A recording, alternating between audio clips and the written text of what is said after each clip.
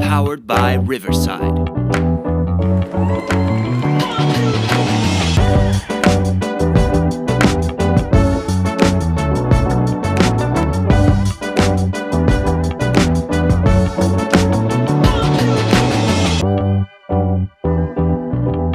What's going on, everybody, and welcome into a brand new episode of the Broken Wheel Bearing Podcast. I'm your host, Matt Codd. This week, and alongside of me is, of course, my co-host, Jake Bells. What's up, Jake? What's going on? Nothing much, man. Another fun week, and looking forward to this and talking about a nice, fun race weekend in Michigan. Michigan. Hell yeah, dude. Michigan International Speedway. It is. I guess the older I get, the more exciting that race is. I don't know. Maybe it's just this generation car just absolutely crushes it on a 2-mile track. Absolutely have a ton of fun watching the race this past weekend. Jake, is same with you. Yeah, Michigan. We're all about Michigan this week. I circle it on my calendar every year. I love watching that race. I want to tell you right now, I think, kind of going back to Prime, you and I have been beating the table, pounding the table a little bit on this show for multiple weeks on how much fun Amazon Prime has absolutely been. And, we just passed race number 3 with our Amazon Prime folks. We had Charlotte, obviously, Nashville Super Speedway, Michigan. That's our third race. We got 2 more. We got Mexico City, and then we have Pocono. Man, they couldn't have picked a more entertaining, in my opinion, 3-race stretch or 5-race stretch at this point, right? Like we have Charlotte, Crown Jewel, Nashville Super Speedway. Again, we talked about last week. Love the market, hate the track, but again, it's Nashville. Can't complain about it. Michigan, high, fast 2-mile oval. Then we have an unknown with Mexico City, and then we got the Tricky Triangle. I mean, we are. Then they picked 5 great races. Absolutely. Interesting thing coming out of this weekend, and not much really has gone on with the standings of yet. But we had the in-season tournament kind of week 1 in regards to average position for the in-season tournament. That was this past weekend at Michigan, so that's pretty cool. But yeah, loaded show on tap this week for all of our fans and all of our listeners this week. Michigan. That's going to be the conversation, and we're going to hop into Mexico City. But like we usually do, let's start off with our show announcements. That is right, Jake. We are about 10 days away.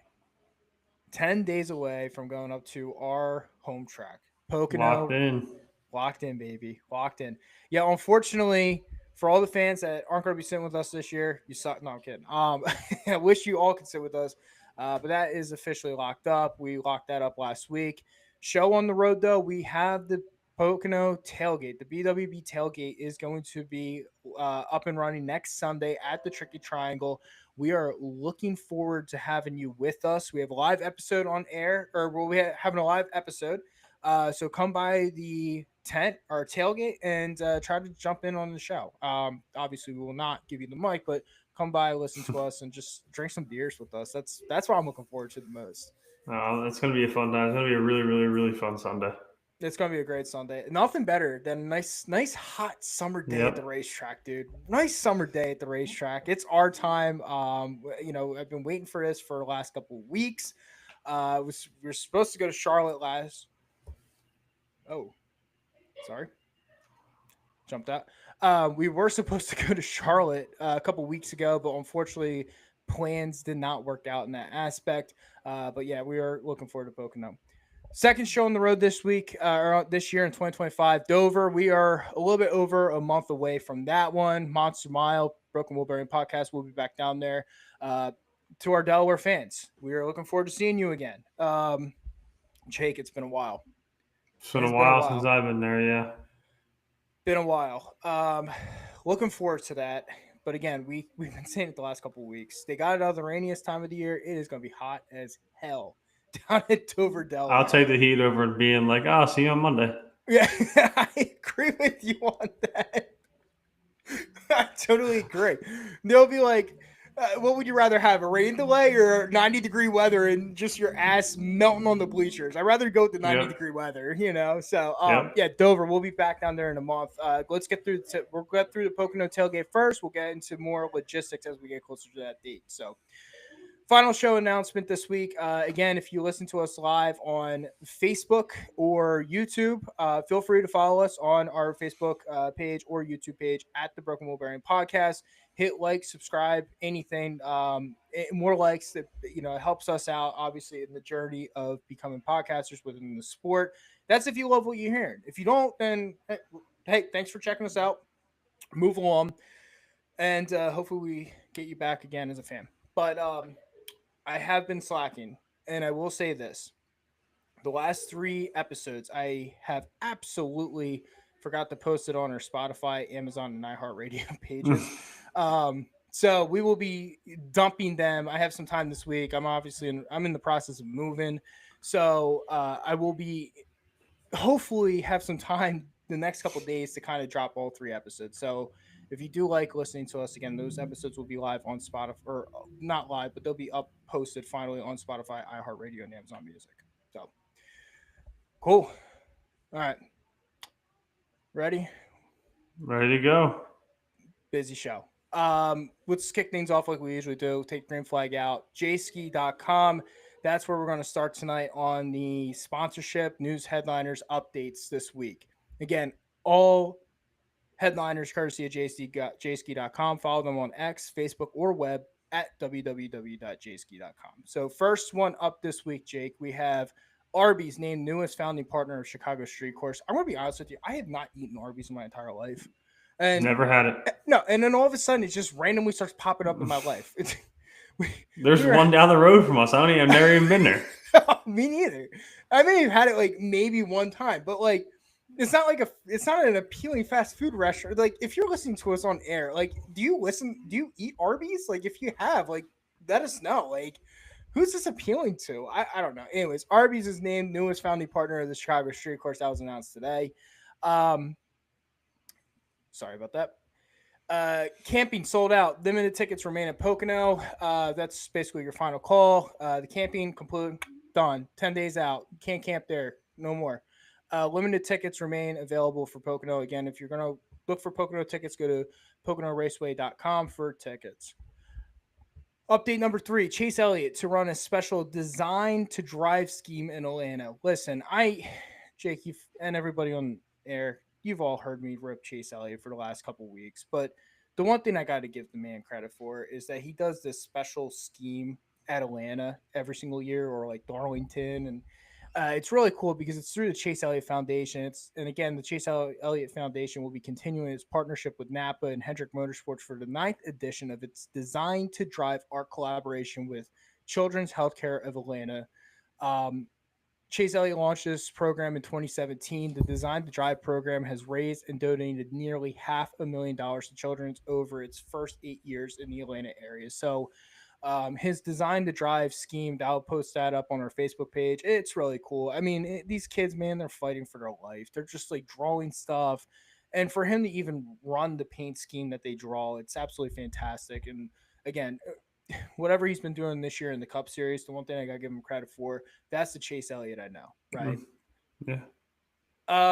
Update number 4. Tickets are now available for the 2026 Daytona 500. Jake, before we even talk about that, I think my wife would kill me if I want tickets today for the 2026 500. So I don't know if that's going to be a show on the road next year. Update number 6, excuse me. Denny Hamlin, he's going to continue baby watch this week. Jordan Fish is still pregnant. Was supposed to be due on June 1st, but they are preparing. Joe Gibbs Racing and Denny Hamlin are preparing for Denny Hamlin to miss the inaugural race in Mexico City this week. I'll be honest with you, 3 wins in the bank. Obviously, you got to go do what you got to do. Yeah. Who cares? You're in. Yeah, you're in. You're going to get the waiver. And then also, by the way, you're going to, I don't know, probably arguably your best racetrack on the circuit in your whole entire career, Pocono Raceway, the following week. So, again, for our Hamlin fans, he's prepared to miss Mexico City this week. Next update, Chicago Straight Course and Jack Daniels will be releasing a single barrel select whiskey collection in collaboration with Alex Bowman at the Chicago Straight Course. Pretty cool. Last year, Bowman won the race and basically said we're going to be drinking a lot of bourbon tonight.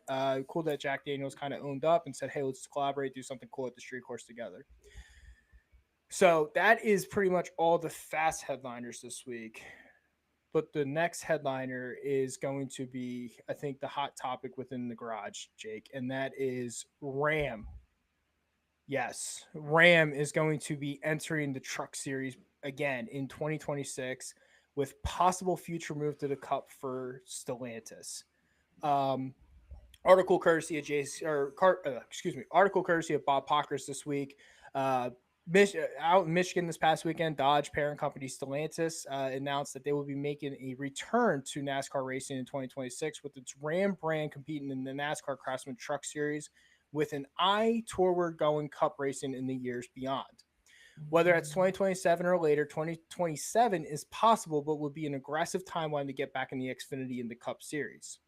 But the Stellantis remains to be seen as the announcement Sunday focused primarily on the truck, a much easier lift than going Cup racing. We're looking for a date to the prom right now for trucks. Stellantis said. So how am I going to get to the Cup? That's going to depend on how I get to the Truck Series. So however we get to the truck will obviously weigh heavily on the path that we choose to go into the Cup. Our intention is not to do a one-hit wonder and go to the truck and not the Cup. Our plan is to do Cup racing and truck racing. Ram does not have cars of that brand, but who would it be? Would it be Dodge? Plymouth's possible rebirth? Is still to be determined, although Dodge has a lengthy history in the motorsport and in the sport and motorsports as a whole. And again, this article is lengthy. We'll post it up on our Facebook page at the Broken Wheel Bearing Podcast. But Jake, big announcement coming out of Michigan. Not a fan. Not a fan. I want to pass the mic off to you because I remember this Sunday you texted me about this, and I want to hear your opinion, and I want our fans to hear what you have to say about it, and I'll chime in right after you. I mean, anything that's going to get viewers or make the sport better is awesome, but you've been going for 16 years.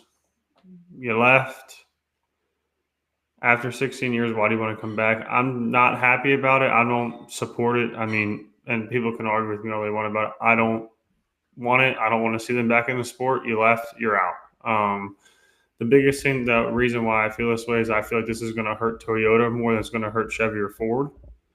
And I like Toyota in there. I mean, I would honestly have been happier with Honda coming in instead of Dodge and Ram, whatever you want to call it.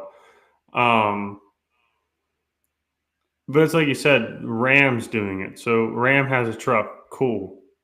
So then you're going to have to partner with Dodge, which you're not going to go anybody else but Dodge. And the only way you're going to go is a Charger for the Cup Series. And that one-hit wonder, I mean, I don't think that they make it to the Cup Series. I mean, I'm probably wrong. They probably will, but there are teams in the Cup Series that would advantage with it, and they would be able to move teams, like move manufacturers, and it'd probably help them. But I'm happy the way NASCAR is right now. Mm-hmm. That's really all. Yeah, I think you brought up a good point, right? I do think that NASCAR needs probably another manufacturer. I would probably, in my opinion, prefer Honda over Dodge, just because I think Honda is more of a global manufacturer brand. I know Stellantis tries to pride themselves on, well, we're more than just Dodge and all that type of stuff, but I agree with you. And in regards to Dodge, you've been in the sport multiple times. You have struck out multiple times. And yes, I see the commercials. Well, we screwed up the last time. We're not going to do it again. Well, this is now your third entry into the sport again. And I get it. You're under the Stellantis umbrella now. And I get that we have nostalgic fans, and that's completely fine. I have no problem with that. But at this point, what outside nostalgia is pushing you to go, you know what? This is a great move for NASCAR. I thought Honda was probably more of the sure lock to come in. I think having another Japanese manufacturer in the sport, I think puts a lot more eyes on it. And I think there could have been a back end deal with the Andretti's to get into NASCAR with Honda. Plus, Honda has a truck line; they have the Ridgeline, which is a nice truck, right? I mean, but at this point, it's like I want manufacturers. Everyone loves driving a Ford. Everyone loves driving a Chevrolet. We already know those two are basically established. Ford and General Motors are always going to be established in this sport. Toyota has definitely made themselves more established because there's a lot of people in this country that drive Toyotas. And that's how I feel about Hondas at this point. I mean, outside the Ram truck, what other Stellantis vehicle can they do that would be like, oh wow, it's like I could buy that at a dealership? Dodge doesn't really have anything in regards to a car. I think the Dart doesn't even, I don't think they make the Dart anymore. It would have to be the Challenger or the Charger. That's what I was going to say. It has to be the Challenger or the Charger. And at this point, like, I don't think the Challenger or Charger really appeal to the modern viewer. I really don't. It's to me, it's a muscle car. I mean, I don't like them. I mean, there's people out there that love them, but I mean, I don't like them. But it's another thing, and I get it. People will say like, "Oh, NASCAR is America's sport," like, and I get it. Yeah, it is. I mean, people say football is, but I will take NASCAR. I'll watch a NASCAR race before a football game any day of the week. But I agree.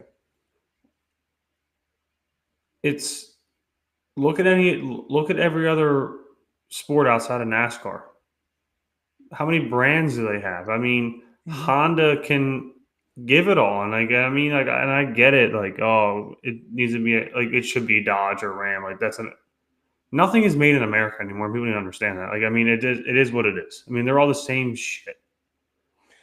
I'll be honest with you. I think one of the most more American brand vehicle manufacturers is Toyota and Honda. You see more of them on the road. Yeah, not even just that. You have more manufacturing facilities in this country that manufacture both of them. And the Honda Civic engine's coming back into America and being manufactured in 2027. Yep. So, I mean, and that's what I'm saying. And like Dodge has not been in a sport. I know Mopar has and drag racing and all that type of stuff, but the easier transition would have been Honda because you can get OEM support. You can get the engineers that are already doing racing within the Indy series. Yeah, I get it's Indy. It's not open wheel, but you could transition that pretty quickly. Mm-hmm. Where it's like, okay, Dodge is possibly pushing for 2027. I think that's a big push. I don't think it's going to end up happening in 27. I think it's going to be 28 because they got to figure out the brand on what they're going to do. Mm-hmm. I wouldn't be surprised if Stellantis screws this up that you start seeing Chryslers on the track. I really wouldn't. Good. I mean, you might. You might see a Plymouth. Okay, now if they do Plymouth, all right, then it's worth it. Okay, I'm sorry. That one, it's worth it. But the point is that I feel like Honda would have been the better fit within NASCAR at this point. And Dodge, again, love you years ago. This is the third time you've come into the sport. This is not, everyone's like, oh my God, Dodge is back. Oh, Stellantis. And it's like, guys, they've come and gone multiple times. Like, who cares? And they're probably going to come and go by 2040. They're probably going to be gone. Yep. So speaking of all that, what teams do you think would be a possibility now of going over to Dodge or Stellantis if they do go Cup racing? I can see Legacy. I mean, they're not. Might as well try something new. I feel like they're like the stepchild at this point. Yeah, Legacy. I mean, maybe Spire flirts with it a little bit. This is going to be a wild one, but just I personally think because of the money and how much money Ram is going to put into this, and they want to get their name in there, and they want to be somewhere big. Do not count out 23XI. Ooh. I get it. They got a relationship with Toyota, but it's going to be a Michael Jordan. We can bring the money in. Let's do this. Let's try this out. That's a big name team that I think could do the jump. That's a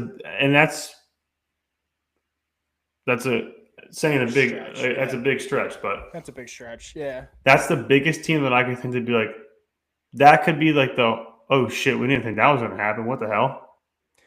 That would be honestly, if 23XI were to do that, that'd be probably more surprising than anything. And I'll tell you why. Because Denny Hamlin's relationship with Toyota is incredible, Yep. and he's the part owner. But I could also see them pulling kind of the Joe Gibbs route back in the mid 2000s when Joe Gibbs was not getting full manufacturer support. He went to Toyota.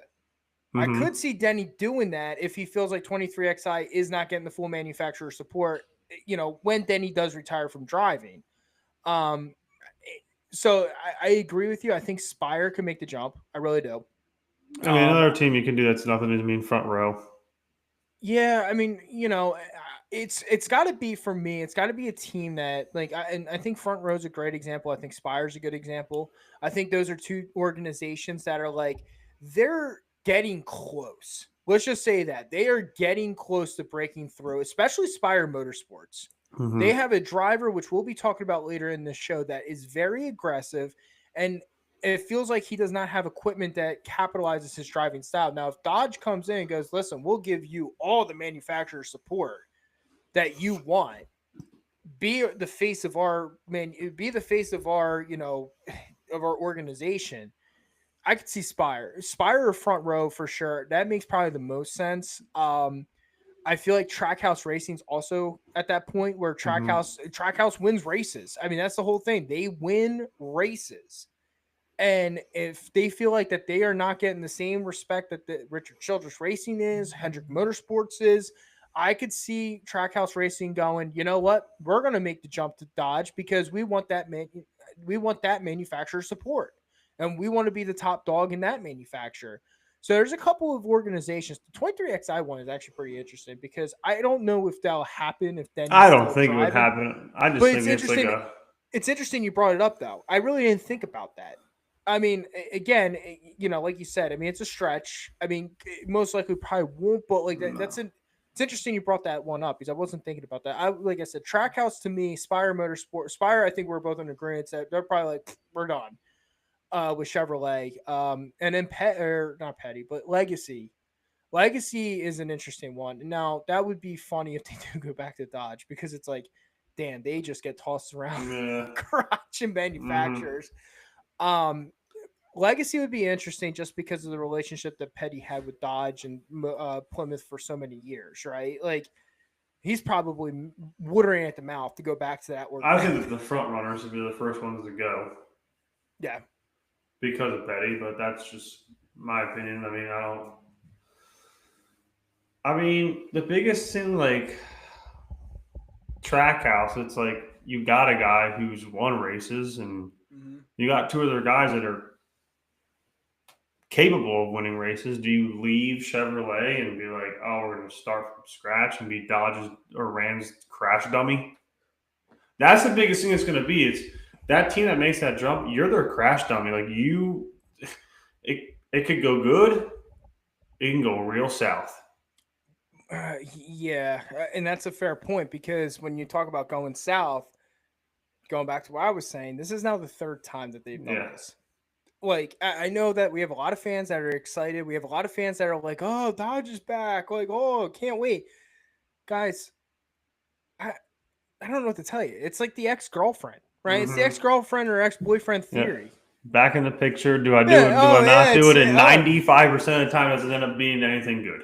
The nostalgia is there, right? Like, oh, I forgot how great this was. This is beautiful. Oh my gosh, look how great. Like everything's flowing and all that. And guess what happens? Every 12 years you break up. Yep. And then, but guess what though? They said that they improved on themselves. That's what Rams said to us.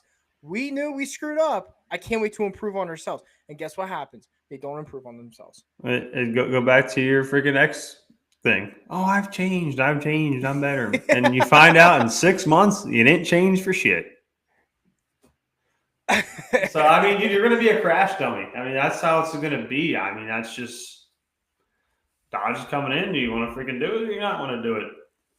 Could it be? It could be this. It could be this. Pick one. I mean, you can't pick one. You're going to have to figure it out for your own. Yeah, exactly. So real quick, let's go to our chat line real quick. Mark, he checked in, listening to us. He said Petty has no say in Legacy. He's just a spokesperson. That is correct. I apologize about that. I forgot about that, Mark. That was part of I believe it was part of the Legacy like when they merged and all that type of stuff. You're 100% right on that. I apologize to our fans. Thanks, Mark, for bringing that up. But yeah, no. But still, he still has an impact on that team. I mean, it's not the fact that he has any say in it, but it's that, he raced Dodge. Should we try it now? Type of thing. Like, going back to the whole Stellantis thing. I'm sorry. I know there's people out there. I'm not excited about it. Like I said, nope. I think that this is going to be. I think in the net I will promise everybody on here. I will apologize if this actually works out. Oh, I'll apologize. Yeah, I'll be the first one to admit I was wrong. But I will say this: I've seen this story once too many times to know that I'm going to bet that this is not going to work out in the next 16 years. I don't think it even lasts that long. I'd be surprised. But again, big news coming out of Michigan this weekend. Yeah. That was Ram is entering the Truck Series in 2026 with possibility of Dodge entering Cup in 2027. We'll post that article from Bob Pockrass on our Facebook page at the Broken Wheel Bearing Podcast, so you can take a look and read it as well. So, all right, Michigan Manufacturers Cup this past weekend. I will say this, does Stellantis have an office in Detroit? No, I'm kidding. I'm not starting that. I'm kidding. I'm not starting that. Jake, I'm going to tell you right now. I was very fortunate a couple years ago, 2022. I ended up going to Michigan International Speedway. This was a track when I was younger. I don't know what it was. I just felt very disconnected from it in general. But the older I've gotten, this track has become more of like a, wow, this is really, really fun racing. And I don't know when my love for this track started. I want to say probably 2017 when Larson won those two races that year. But I'm going to tell you right now, and the best thing that probably ever happened to Michigan was that they went from 2 race dates to 1 race date, because when I see Michigan pop up on the calendar, I'm like, yep, circled. This is the track. I don't care what I'm doing that day. I don't care if I'm at a party. I'm not going because I'm sitting down and watching Michigan. I'm watching the race. Like I said, 2022, I had a very fortunate opportunity to go up to the track. Absolutely. Again, coming from Philadelphia, Pennsylvania, in that area, and then driving out to my brother who lives out in Canton, Ohio. My brother's like, hey, it's not that far. We'll just drive from outside Canton to Michigan International Speedway. I remember my dad and I, we were driving. We're like, damn, this was not close at all. About 4.5 hours. It was real, but I will tell you right now, it was the best 4.5 hour drive I've ever gotten, because again, Michigan was one of those tracks that it's like, you don't realize how special that speed is up there until you see it live. Television does not do justice at that track. And yeah, they're showing how fast they're going and all that type of stuff. But when you're sitting up there and you just hear them, it is almost like a hybrid sound of like super speedway racing, but not. I don't know how to. It's incredible just how quick they go at Michigan, and it is fun. And I do love how they have that. They take pride at that track. They take this is the Manufacturers Cup. Who is going to walk away from that? Because obviously Detroit's almost in the backyard from Brooklyn, Michigan. But I will advise all of our fans, if you ever get a chance, Michigan International Speedway is 1,000% a bucket list item and an opportunity to go to. You will have a blast. You will not regret that decision to go. But in regards to the racing, like I said, when they went from 2 dates to 1 date, it has become absolutely phenomenal. It has become an absolute incredible race. It has been one of those races that it's like, wow, I need to circle this on my calendar. I agree. I look forward to it every year. I like Michigan from when I was a kid because it's aggressive racing. It is. Now, the one thing I think you and I were talking during pre-show discussions, right? We were talking about it before we went on air. With Fontana was similar to Michigan. 2 mile, very fast, all that good stuff.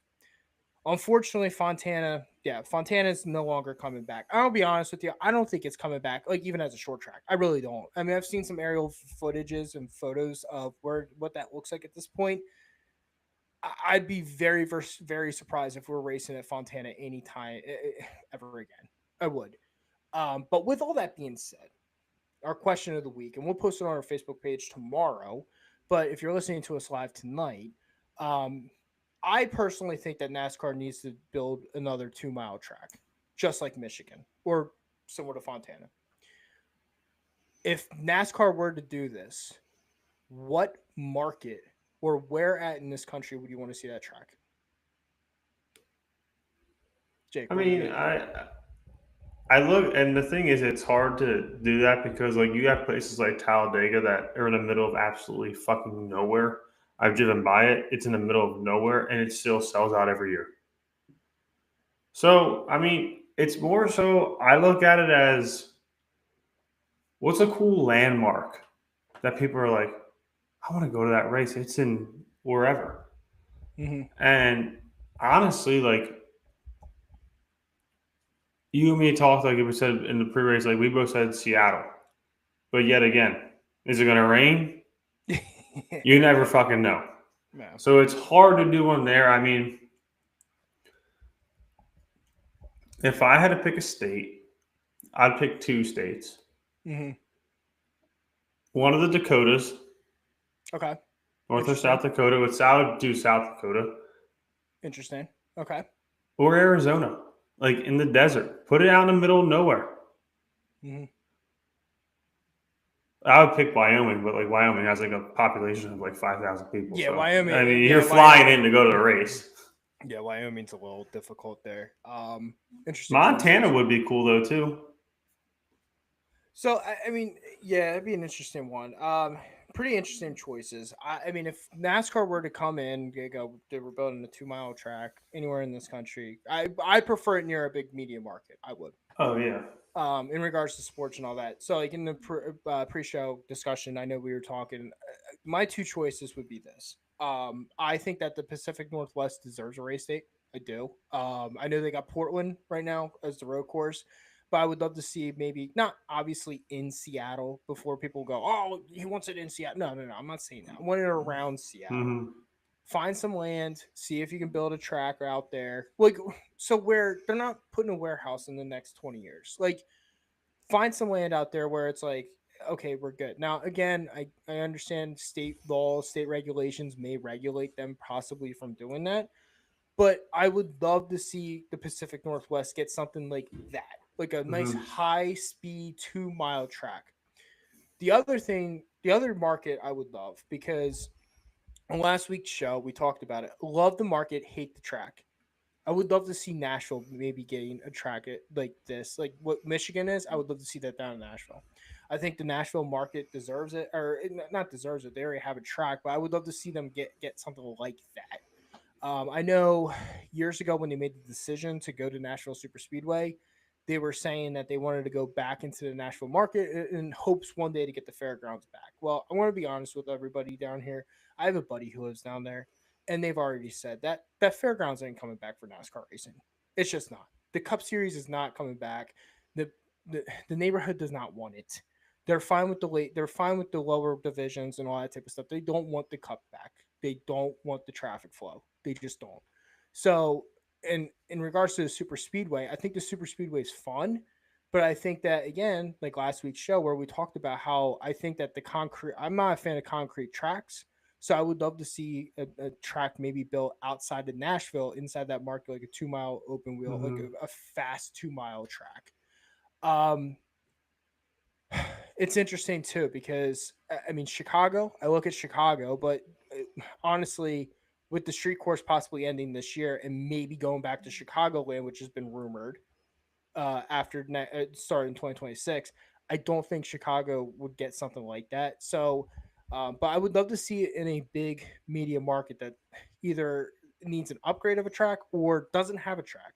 Mhm. But primarily, I would maybe focus more on probably Pacific Northwest. There's a lot of great tracks up there. There's a lot of great local drivers up there. Just give them a track. Yeah. It's No, time. I agree. It's time. But speaking of, let's go back to Michigan and let's talk about this race weekend. Let's talk about the Cup. So, final stat line courtesy of NASCAR.com from the Firecrackers Casino 400. On Sunday, Denny Hamlin captured his third win of 2025. Chris Buescher ended up finishing second. Ty Gibbs finished third. Bubba Wallace finished fourth. Kyle Larson finished fifth. Ross Chastain finished sixth. Zane Smith finished seventh. Kyle Busch finished eighth. Ryan Preece finished ninth. And Brad Keselowski finished 10th. Your top 10 in stage one. Chris Buescher picked up the stage one win, followed up by William Byron, Denny Hamlin, Chase Briscoe, Josh Berry, Ryan Blaney, Kyle Larson, Bubba Wallace, Kyle Busch, and Carson Hocevar. Your stage two top 10. William Byron picked up the stage win, followed up by Austin Cindric, Carson Hocevar, Tyler Reddick, Ross Chastain, Ryan Preece, Bubba Wallace, Denny Hamlin, and then Ty Dillon, and Eric Jones. That was your top 10 in stage two. Final laps led in this race. Well, Hamlin, he led twice for 5 times. That's it, 5 times. Chris Buescher led for 1 time for 13 laps. Zane Smith led once for 2. Chase Elliott led 1 time for 19 laps. Christopher Bell led once for 2 laps. Chase Briscoe led 1 time for 11 laps. You had Cody Ware, which that one I did not know Cody Ware led a lap in this race. I didn't either. I did not know that. It's news to me. He led 1 time for 1 lap. William Byron ended up leading the most laps in this race, 4 times for 98 laps. Then you had Carson Hocevar led twice for 32. Austin Cindric led once for 10. And Ryan Blaney led 1 time for 7 laps. So those are your final stat lines coming out of Michigan from the 2025 Firecrackers Casino 400. Okay, well, let's talk about the first topic from this race. Topic number 1. Every single time he wins this race, every time he wins a race, he beats your favorite driver, Denny Hamlin. Denny Hamlin. Win number 3 this year in 2025. I am going to own up to this right now on air. During the offseason, I kept telling everybody, I said, this Chris Gale, Denny Hamlin crew chief driver combination is not going to go well. Denny Hamlin is going to regress. And he will make the playoffs, but he's going to struggle. And man, oh man, I couldn't have been any more wrong. I said Chris Gale is too conservative for a guy like Denny Hamlin as a crew chief. Chris Gale, I don't know what happened this offseason. I don't know if it's because Ty Gibbs basically struck out at the end of last year. Chris Gale is almost like a new man on top of the pit box in regards to calculations. That dude, and obviously you saw in Sunday what I love about Michigan too. Going back to that real quick, what I love about Michigan, it just seems like it's always a fuel mileage race. Oh yeah, right. Like Steve Letarte said it best. You're gonna pay the gas tax. You either do it in the beginning of the stage or you do it at the end of the stage. What are you gonna do? You're gonna have to pay the gas tax. On Sunday, we saw Denny Hamlin running in 3rd or 4th at the late in that race. Carson Hocevar was in the lead. William Byron was 2nd. Kyle Larson was 3rd. Hocevar was going to be 4 laps short. That's 8 miles around the track. You are not saving 8 miles. Sorry, you're just not. That's difficult. William Byron and Kyle Larson were kind of on the line. And then Denny Hamlin out of the middle of nowhere started getting aggressive. And they went into the in-car radio, and you heard Chris Gale basically tell him, be aggressive, go attack. You have a quarter of a lap up in the good. Now, a couple weeks ago at Charlotte, they screwed up on pit road. He did. Yeah. He was short. He had to come down. This week, that crew definitely learned their mistakes from Charlotte, ended up paying the dividends, ends up getting number 11, win number 3 of 2025. They were screwed up this weekend with fuel in the pits. Mm-hmm. That would have cost them the whole race. Oh, yeah, easily. But they were just on point this week. They did enough to get, in the quote-unquote, in the words of Steve Letarte, they did enough to get the gas tax right.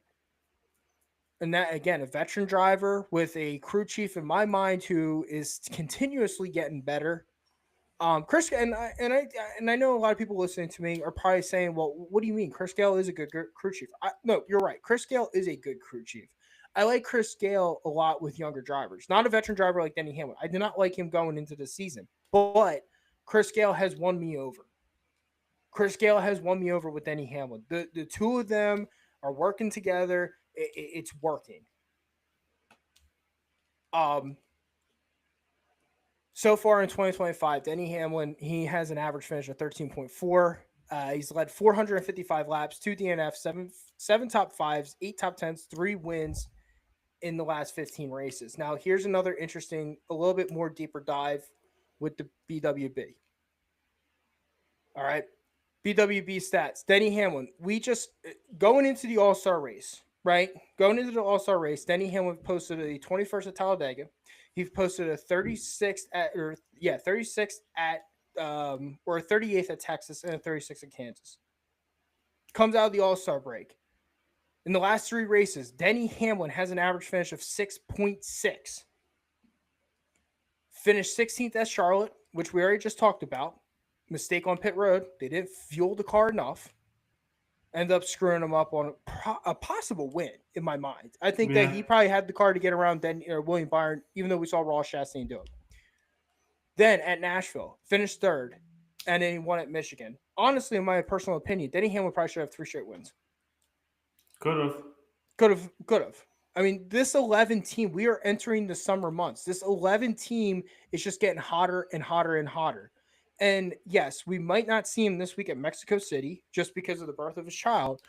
But if the birth of the child happens this week, what's the next track after Mexico? His track. His track. Let's just call it Denny Hamlin International Raceway. Final point to our audience and my final question to you, Jake. Where do you guys rank Denny Hamlin in regards to all-time greats? I understand he doesn't have the championship. Not yet, at least. Not yet. Hopefully he gets it. But where do you guys rank Denny Hamlin as an all-time great? I'll put him in top 15.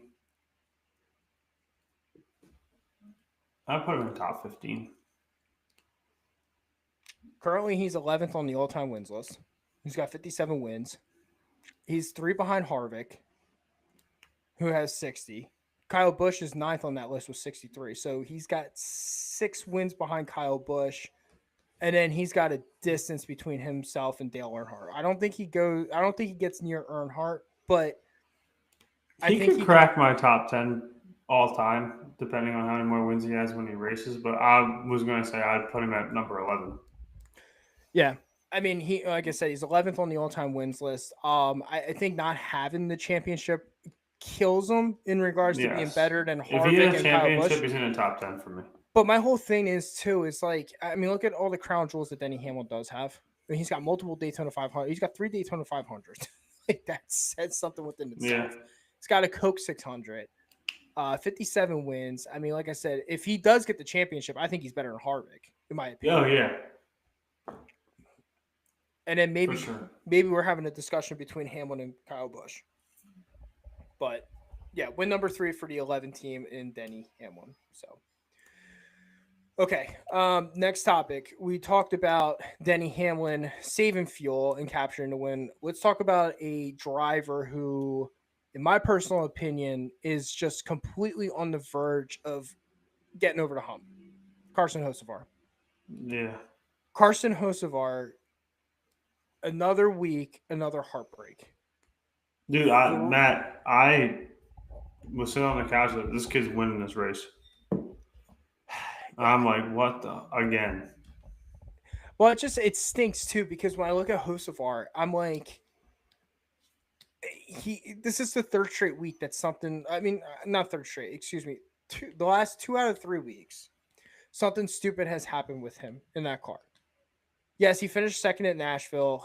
No one was capturing Blaney at that point in that race. But Charlotte, let's call it as is. I mean, he was a top 5 car in that race. When it got in the late stage 3, stage 4, he was a top 5 car. He blew an engine in 3rd. In 3rd. This week. Okay, I get it. He probably doesn't win the race just because of the fact that you're not saving 8 miles of fuel. You're not saving 8 miles of fuel at Michigan. That's way too much. But even before he got an opportunity just to come down for fuel, he ends up blowing a tire. And you're just sitting there going, it's like, it actually raised the question to me with Carson Hocevar.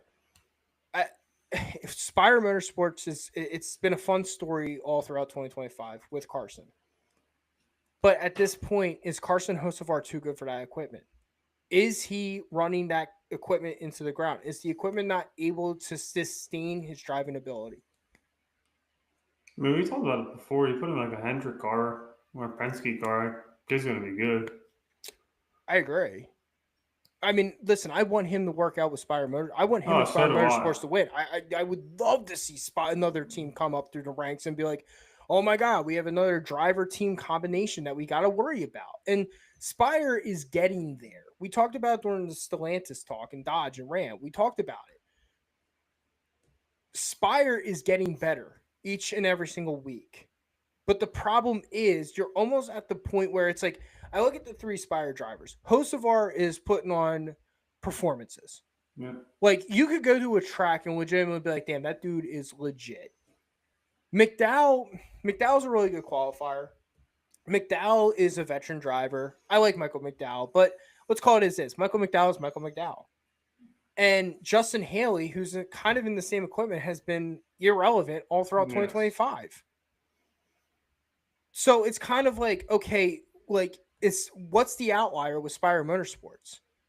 What's the outlier? Is it Carson Hocevar? Is Hocevar the outlier? Or is it the other two are the outliers? Because they're all running the same equipment. Personally, for me, I think Hocevar is the outlier because, like I said, they're all running the same equipment. Well, I'm thinking like if you're looking at it, like the other two are just you're in the same freaking damn car basically. Yeah. And this kid's running laps around you. I mean, we talked about it after Nashville, Jake. We think that he's on the verge, or Charlotte. We think he's on the verge of probably pulling off a win in the near future. We do. I hope it's this year. I really do for him and that team. I hope it's this year. I really do. And I think there's tracks coming up that he can win. 100%. I think there's tracks coming up that he can win. We just watched how many races that he could have won. Well, let's talk about the last 3 weeks with Carson Hocevar. Since the All-Star break, his average finish is a 21.6. And I'm going to ask all of our listeners as well. Is a 21.6 average finish telling the real story of Carson Hocevar over the last 3 weeks?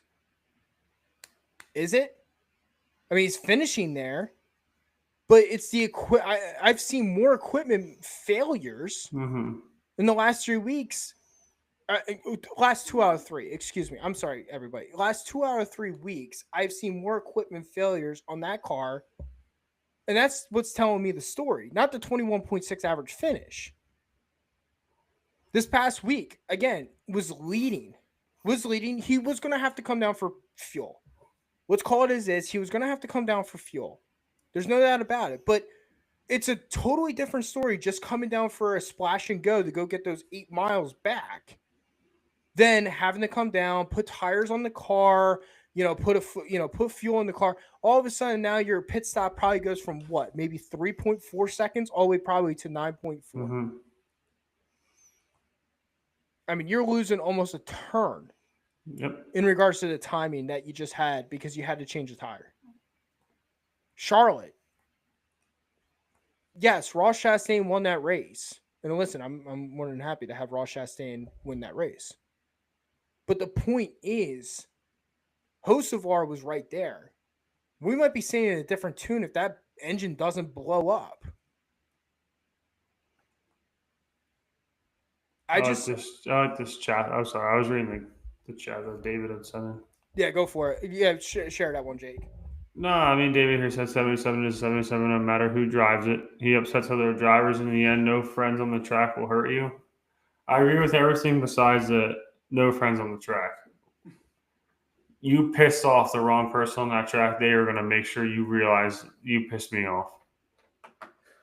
Like, if he didn't talk to, what's his name, Stenhouse, before that race on Michigan and clear the air, Stenhouse is a guy that'd be like, oh, you're going to win this race? I'll go a lap down and fuck you over. Don't you worry. Well, I think that's what Dave was kind of indicating. Sorry about that. I think that's what Dave's kind of indicating. He's going, in the end, no friends on the track will hurt you. Kind of saying the same thing that you just said, like with Stenhouse, like not having a like. Sorry about that. Dave also says this isn't Dale's senior era. Zero friends on track will cost you. Yeah, so that's what. Yeah, that's I agree. What so yeah, I agree with him. I read this thing wrong. I agree with him 100%. You become enemies with fucking Denny Hamlin. He door jams guys he doesn't even have enemies with. Like, come on. Like, you have the enemy with the wrong guy. Well, you got upset with Denny Hamlin because of Thor and Kyle Larson. Oh, I mean, it's every fucking time. And the only reason why I realize it, and I know you realize it too, is because I watch that 5-car all day long. I'm watching the whole race, but I want to know what a 5-car is. Every time that 5-car wants to pass that 11, what can I do to fuck you up? They all, like, the two of them will say, "Oh, it's a friendly rivalry," but it gets old. Like, and Kyle Larson said it. Like, when you ever hear Kyle Larson talk on the radio during a race, Never. He's pipsqueak quiet, races his race, does what Cliff Daniels tells him to do, and that's how it is. When he's yelling in the radio, Denny Hamlin, look out your fucking windshield, it's because Denny Hamlin's being an arrogant fuck. And he's lucky he didn't spin around. I'll give him the benefit of the doubt. He saved himself on that. But Larson's not the guy to be like, I'm going to hit you back. I mean, I hear what you're saying. I've seen it one time when he did it with Briscoe to have the closest finish. That was it. I mean, I hear what you're saying. The only thing I'm going to say is that you beat your favorite driver. But he did. And they asked, who is that? All of them. All of them. So next year, end of the discussion. But sorry, folks, off topic there. But going back to the Hocevar, yeah, like I said, in regards to that, Dave, you bring up a good comment right there. 77 is 77. If he upsets other drivers in the end, no friends on the track will hurt you. Absolutely, right? Like, and Jay, kind of going what you were saying with like Stenhouse, right? Like Ricky Stenhouse Jr. They had a in-depth conversation. Prime kind of brought that to everyone's attention. And I agree, and I think they're going to do whatever it takes if Hocevar doesn't clean up. I mean, which again, he's got all the talent in the world. There is no doubt about it. I think Hocevar is really talented, and it kind of goes back to like my question: is Carson Hocevar outracing that equipment, and what's the outlier at Spire? Is Hocevar the outlier, or the other two the outlier? So, speaking of Kyle Larson, let's go to his Hendrick Motorsports teammate William Byron this week, Jake, and. Was rooting for him there at the end. Another week of straight domination from that 24 team. Another week where you had the highest laps led, everything going in your direction, and another week where he cannot close this race. Now, granted, he ran out of gas. He tried to conserve. Hamlin had the fuel to go the extra distance. That's what he did. But in regards to William Byron, it's like, how many more of these close calls are you going to get until you finally put that car in victory lane? William Byron, for how dominant, folks, to put this in perspective, for how dominant he has been in 2025, William Byron only has one win. One at the Daytona 500. William Byron has a 10.4 average finish so far in 2025. He has led 768 laps. He has completely dominated 3 different types of races this year. Michigan, he's led the most laps at. Charlotte, he's led the most laps at. And Darlington, he's led the most laps at. Almost led every single lap at Darlington. And you know how many wins he came away with out of those 3 races? 0. And again, we're talking about Hocevar and the struggles and not being able to capitalize. William Byron right now is your points leader. William Byron looks like he is probably on pace to win the championship in 2025. There is no doubt about it. But I think what concerns me out of the driver of the 24, it's not the fact that he can't put the car in victory lane, or he can't put he keeps the car in the front of the pack. But when is that next victory coming? You're going to need to start collecting these playoff points. Right now, William Byron, according to NASCAR.com, he has 12 playoff points. Now, granted, 12 is more than his teammate Chase Elliott. That is more than Tyler Reddick. That is more than playoff driver Chase Briscoe right now. That's more than Chris Buescher, Alex Bowman. But at the same time, your competitors, your peers that you're probably going to compete for a championship with are Kyle Larson, who has 23 playoff points according to NASCAR.com.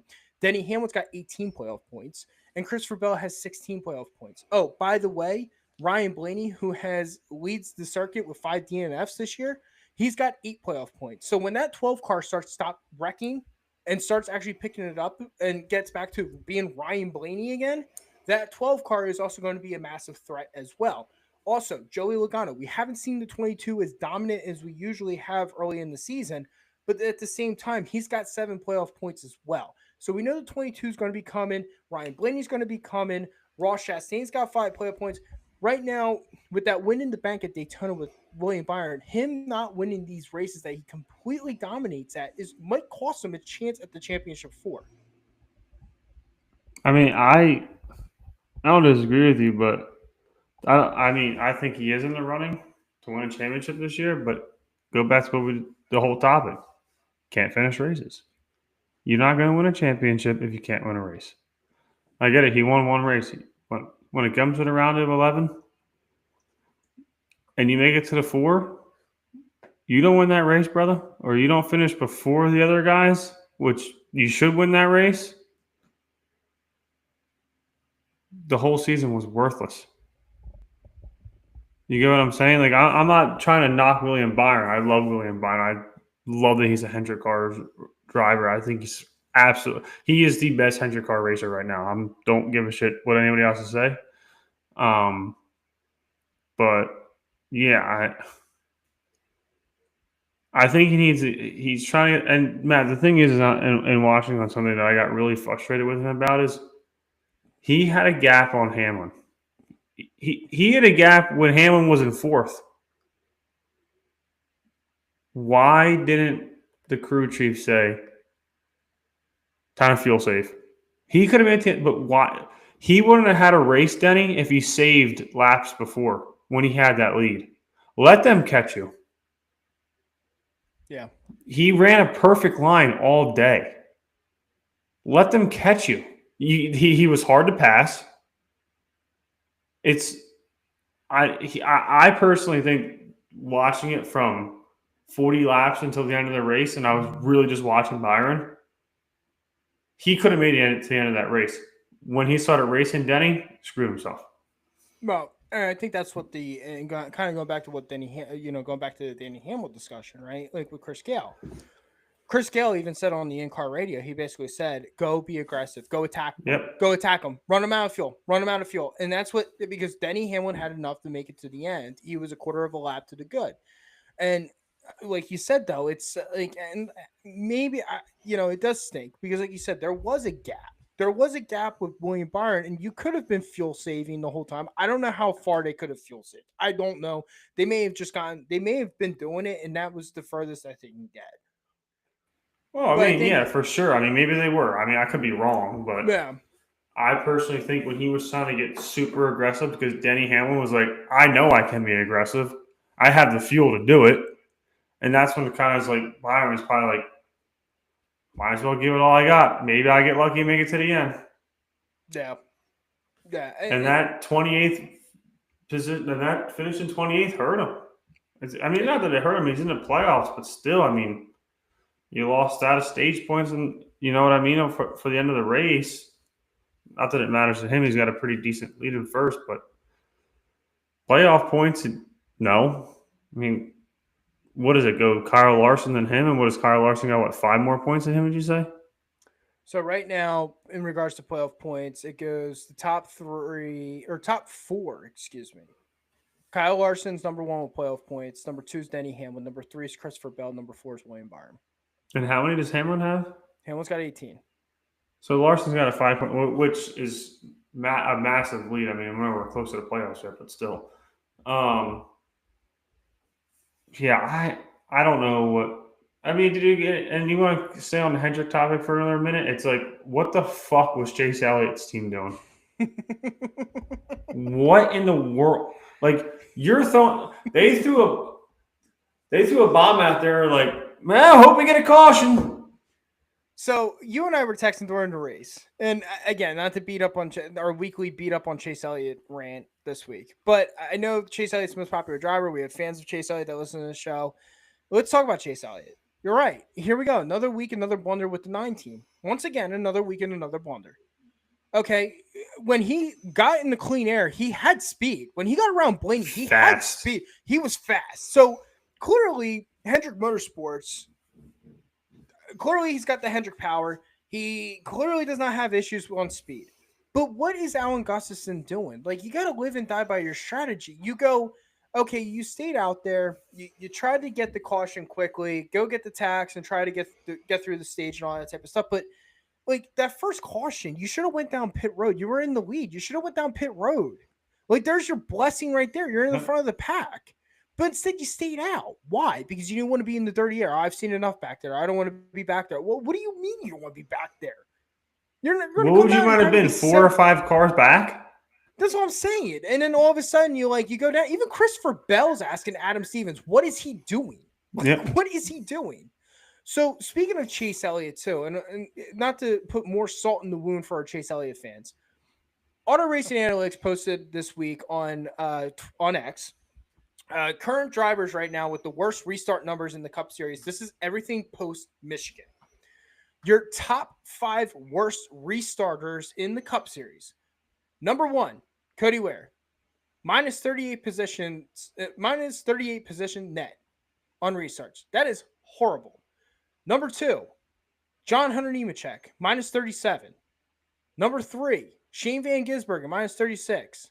Number 4, Eric Jones, minus 33. And number 5, coming in at number 5 on worst restarts via positions net, is the driver of the number 9, Chase Elliott, minus 31 positions net on restarts. His retention rate on a restart is 56.3%, which ranks is bottom 4 in the circuit. For all my Chase Elliott fans, you guys, everyone's wondering, well, what do you mean?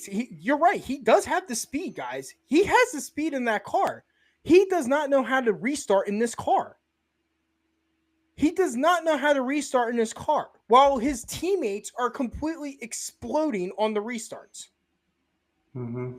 There's your issue, and that's where it lies. And even this past week at Michigan, right, when he did get in the dirty air, what happens? All of a sudden, he sucks on the restarts. He drops, and all of a sudden, it's like, okay, green flag drops. He goes from 9th to 17th. Well, what happened?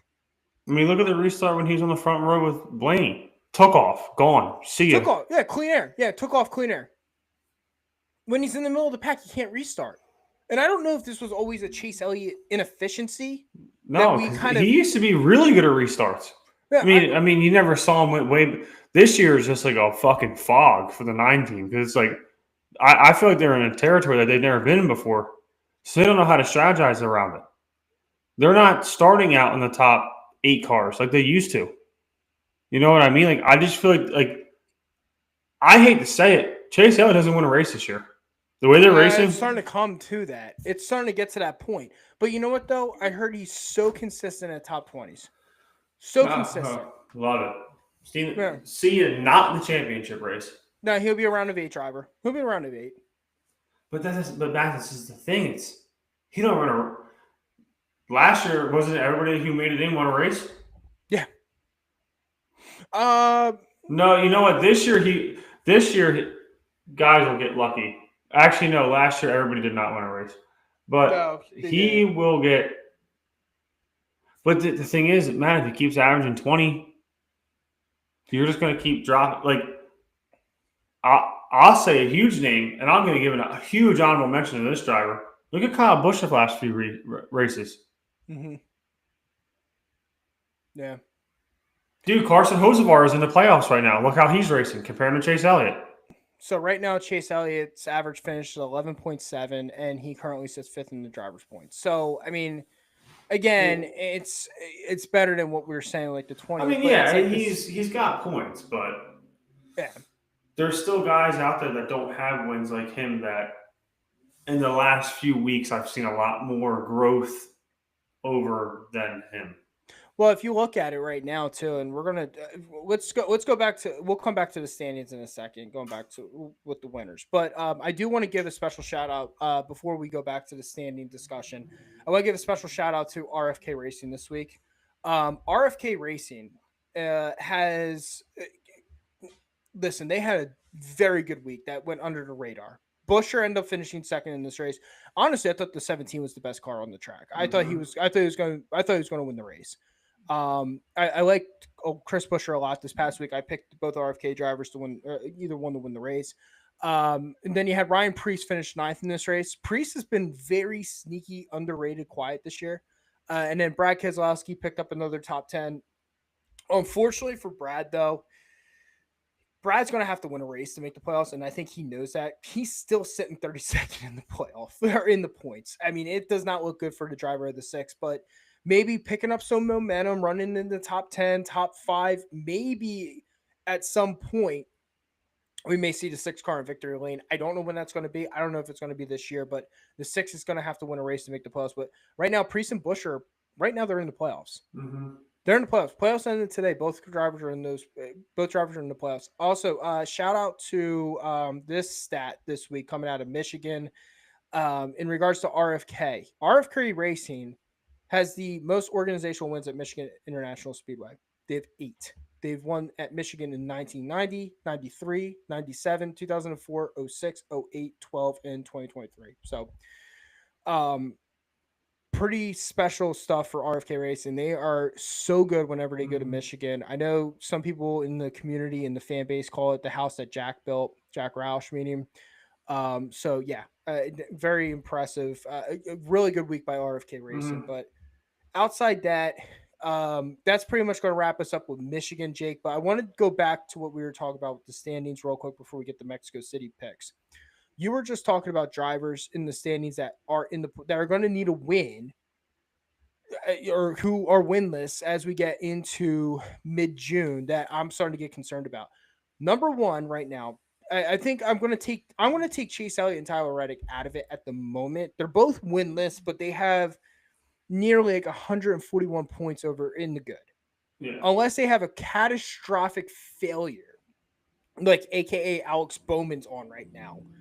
I think that the two of them should be safe in regards to points. But other drivers that don't have a win that, are getting close to that cutoff line, Bubba Wallace, Chase Briscoe, Chris Busher, Alex Bowman, who has self-plummeted over the last multiple weeks.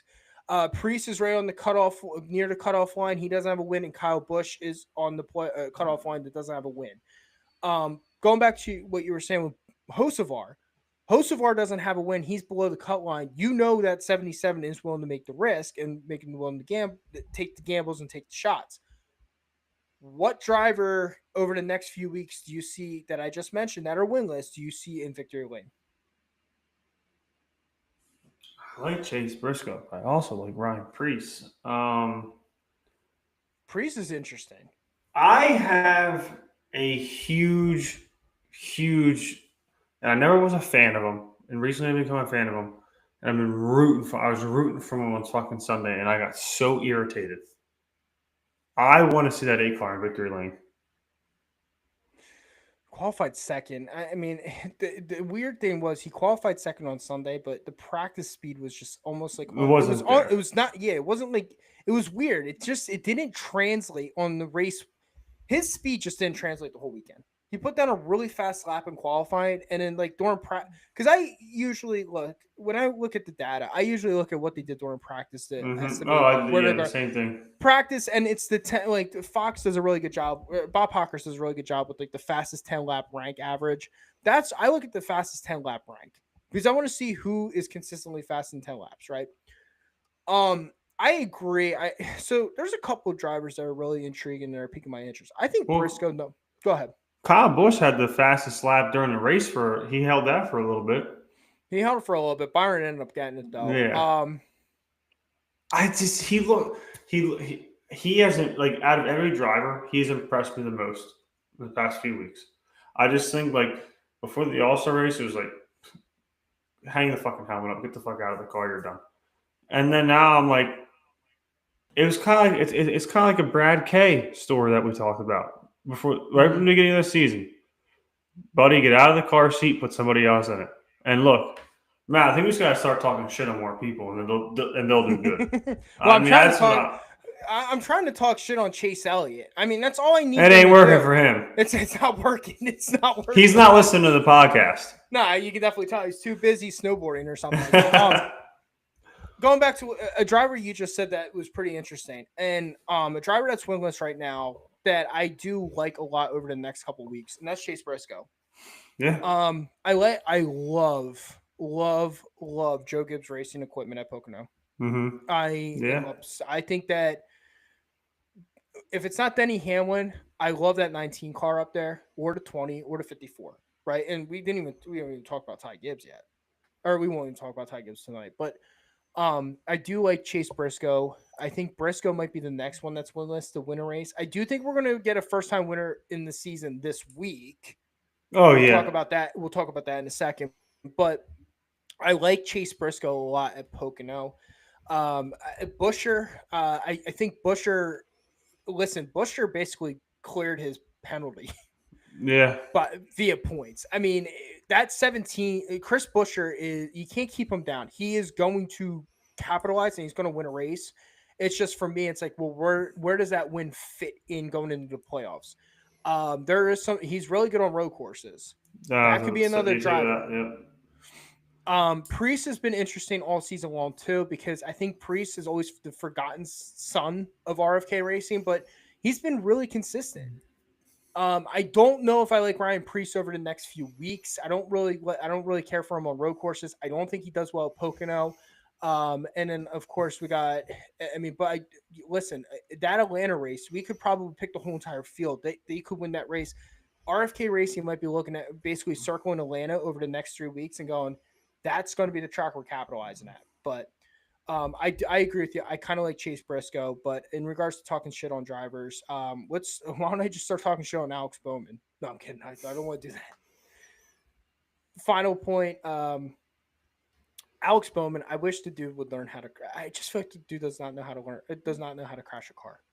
I feel like every crash that he's Sunday wasn't his fault. It wasn't his fault. No, I'm not saying it's his fault. Which sucks. I'm not saying it. No, it does, but it's just like every single time he hits the wall, it's almost like my heart like stops beating because I'm so afraid that something bad happened to him. I mean, I do. I think everybody, and I'll even go for the guys who were around when Earnhardt died. Mm-hmm. When he hit that wall, you relived that crash right then. That was just 1 o'clock at 180 miles an hour. He's dead. Yeah. Bowman just scares me though. Like he does scare me in that car. He's either really good or it's what the fuck. Yeah, he's just and he's in a great car. They have the speed. He's on a downhill spiral right now, and I'm hoping that 48. I'm hoping the 48 picks it back up because I would love to see it. Yeah, I root for Alex Bowman, and I think Bowman again. He's another guy that came through the ranks, did these mid-level rides for years, and then all of a sudden got a really good opportunity, and he's done a pretty good job in my opinion. Did he sustain any injuries from that? I didn't even look after it afterwards. No, he came out of the infield care center. And he said it was one of the hardest hits he's ever taken, and that was. I just didn't know he had a concussion or not. No, nothing came out this past week on the injury report. So, final point standings coming out of Michigan. Let's run this down real quick. Jake, and we'll get to Mexico City for our fans. William Byron, he's currently the points leader. He's at number 1. Kyle Larson still at number 2. Denny Hamlin jumps to number 3. Christopher Bell drops to number 4. Chase Elliott is number 5. Tyler Reddick is 6th. Brian Blaney 7th. Ross Chastain jumped up to number 8. Joey Logano dropped to number 9. That 22 was nowhere to be found on Sunday, by the way. No, sitting at number 10 in the points, Bubba. Yeah, that whole team, yeah. Sitting at number 10 in the points, Bubba Wallace. Sitting at 11 is Chase Briscoe. Chris Buescher, as we just talked about, basically nullified his penalty. He is now currently 12th in the points. Alex Bowman has now dropped to 13th. Ryan Priest is sitting at 14th. Kyle Busch is 15th. And Austin Cindric is 16th. So with the winners on the season, Barry would be a playoff winner, and the first man out would be Kyle Busch. So that's That's your wrap on the playoff points going into Mexico City. And Jake, let's do a quick picks this week at Mexico. We're going to start off with you. Who do you like? Well, I my pick was going to be Busher, but I'm going to go with a. I'm going to do the over and try to win a race and pick the right one. So I'm going to go SVG to actually win the race. God damn it. um, yeah, How can you not pick him? He's the only guy that knows his track. I feel like SVG is like he's like He's the favorite. He's got to be the favorite to win this race. I think actually I think there's one driver that's actually the favorite. SVG is a good pick. So a couple guys I like this week, and obviously it's the first time we're racing at Mexico. And by the way, they did make it down to the border. The haulers did. Really interesting week though. Real quick from NASCAR, they had to basically take care of the Mexico City prep car up at Michigan in the garage. Then they drove all the way down to Mexico City. They're going to go from Mexico City all the way up to Pocono. Like, talk about the real heroes of NASCAR. It's those truck drivers, dude. Oh yeah, I'm not kidding. Those guys are like warriors with how much they drive. So, but anyways, going back, yeah, SVG is probably the unanimous number one pick this week. I think everyone's gonna be excited about it. A couple drivers I really like this week. If you're listening to us, make a couple bets. AJ Allmendinger, I think, is my number one pick this week. AJ has actually been really good this year in colleague racing equipment. And I think that they actually have the speed to sustain the lead at a road course. I think that they, AJ is really good on these type of courses, obviously road courses, but street courses. I like AJ Allmendinger a lot. I think the Daner is going to be my pick this week. But guys that I really like, you got SVG. That's correct. We talked about Busher a little bit. I'm not going to count out Daniel Suarez. I think that I think it's a nice little homecoming for Daniel Suarez, Mexico. Born down in Mexico, homecoming.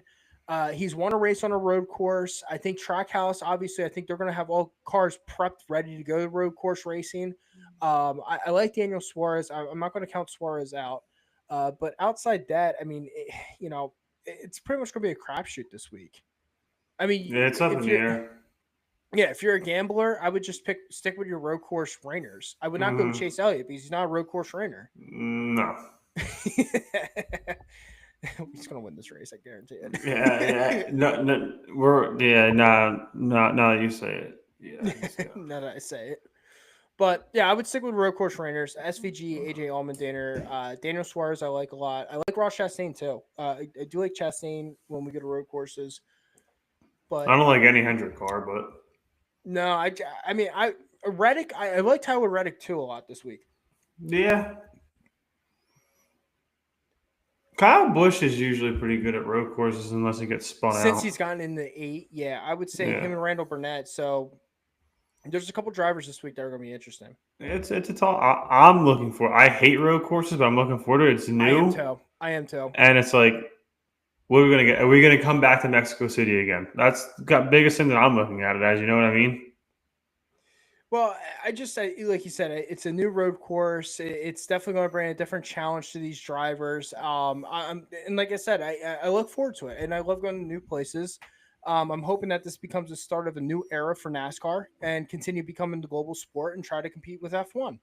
Which, before we close out tonight's show, for all the F1 enthusiasts, I know you don't like me at all, but I will give you guys credit. You finally took Monaco off 2026 schedule on Memorial Day.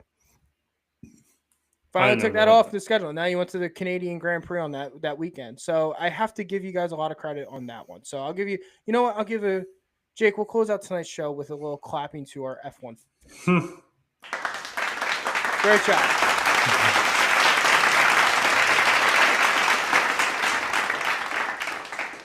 Now, the one thing I will say before when I close this out, since all these F1 drivers apparently, according to a bunch of upper class Americans, a lot of these people are like, oh, they're the most classiest world.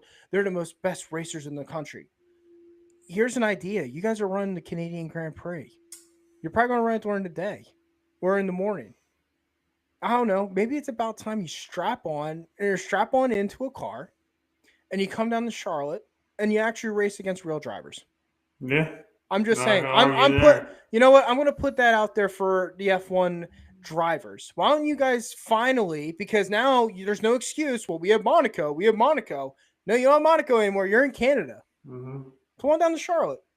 Why don't you guys do the double? Let's see who the better driver is. Because I want to tell you, our driver Kyle Larson is the better driver, and if he went to the Canadian Grand Prix, he'd beat all your asses. I'm not gonna sound like a fanboy here, but I can't disagree with you. But yeah, why isn't an IndyCar driver run the double? You wouldn't make it 10 laps on the fucking in Charlotte, okay? Listen, I'm just playing. I'm just messing with everybody. Nah. Yeah, I know. We're just messing with everybody. It's totally different styles of racing and all that type of stuff. But yeah, I wanted to say shout out to the F1 fans. I did see that the Canadian Grand Prix will now be taken into Memorial Day, and I understand for a lot of the purists in the sport, it was always Monaco, Indy, and the Coke 600, and to see that kind of get switched up, I'm interested as a racing fan myself because when are you going to run the Canadian Grand Prix? Because you're probably not going to run it up against the Indy 500 next year, and you're definitely not going to run it at night because you're in Montreal. So, is that race really going to start at 9:00 in the morning in Canada? Good. It's going to have to, most likely. But awesome. Well, let's take the checker flag out tonight on tonight's episode, live from Michigan.